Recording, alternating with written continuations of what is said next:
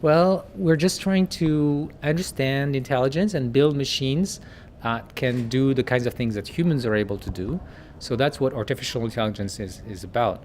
And it's also a lot about putting knowledge into computers so that they can help us in many things.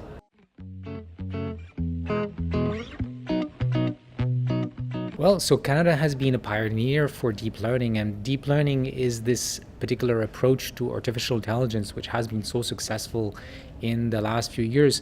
And so Canada is really a leader in the science, and now Canada is becoming also an economic leader in AI with a growth of lots of small companies and startups in AI, as well as large big tech companies creating research labs in Montreal, because there is a pretty amazing concentration of researchers, AI researchers, deep learning, especially in Canada.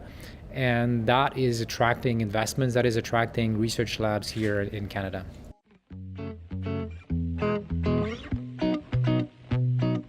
So there's a whole ecosystem that is growing here in Montreal and Toronto and other cities like Edmonton and Vancouver. And because we have this critical mass of researchers and now of entrepreneurs, this is something very appealing for those large companies. All of the companies that are betting on AI know that their most important asset right now is people, talent. Data, of course, is the other big asset. And there's not enough people with the expertise in deep learning and AI right now around the world. So where there is such a concentration like we have here in Montreal, this is really a very strong attractive factor for companies that are coming to open research labs.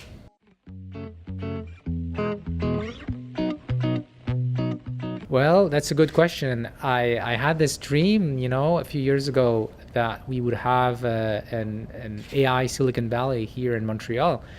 And at the beginning, it was something that I felt important because, we created a lot of that science, and it'd be nice if we also important actors in the economic development around it. But now that I think about it, it's really good what is happening, because if all the companies were concentrated in one country doing AI, I think it would be bad for the whole world. It's better to have a more diversity in the places and the environments where AI is being developed.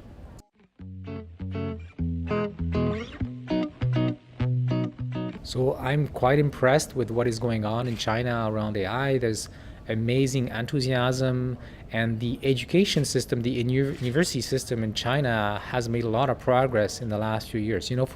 For many years, I've had Chinese students come to Montreal to do graduate studies, and I can see that it's really the quality of students is getting better and better, and the university system in China also is developing and growing.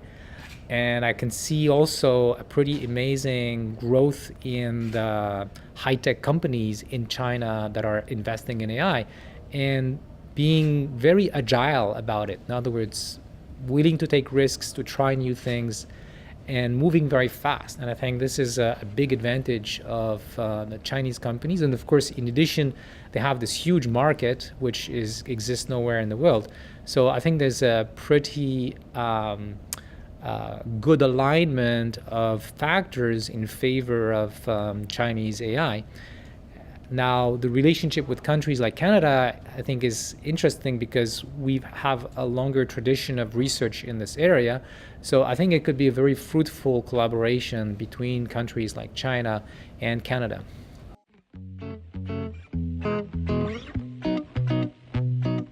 So I think we should rethink the education system, not just to train more AI experts, but also to train people in a way that they will be able to adapt to a changing world much better.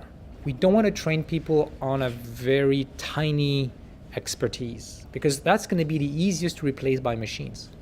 So if our students are trained to have a broad understanding of humans, of society, and of how to reason and how to learn by themselves, they will be in a much better position to adapt to the changes in the job market and the changes in technology as these things come along that we cannot predict right now.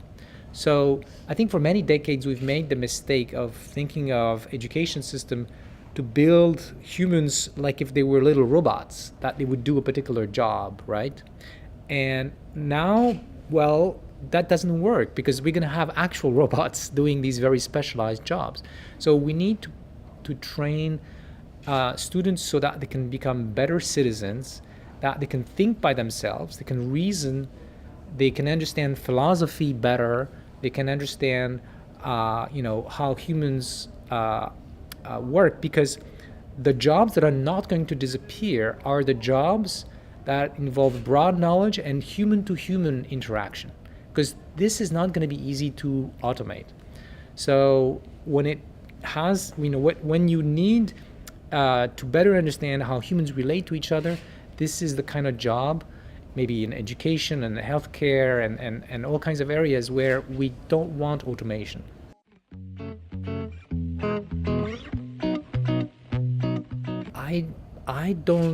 I'm not concerned with that kind of fear. I'm much more concerned with the misuse of AI.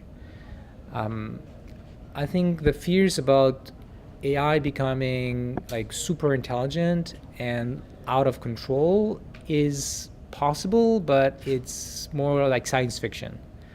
Whereas how AI is going to be used for real in the next few years and decades is something that I'm much more concerned about. That is it going to be for the benefit of all, or is it going to create a lot of misery in society? This, involves decisions that are social decisions and political decisions, which we have to face in the next few years, and could have a lot of impact.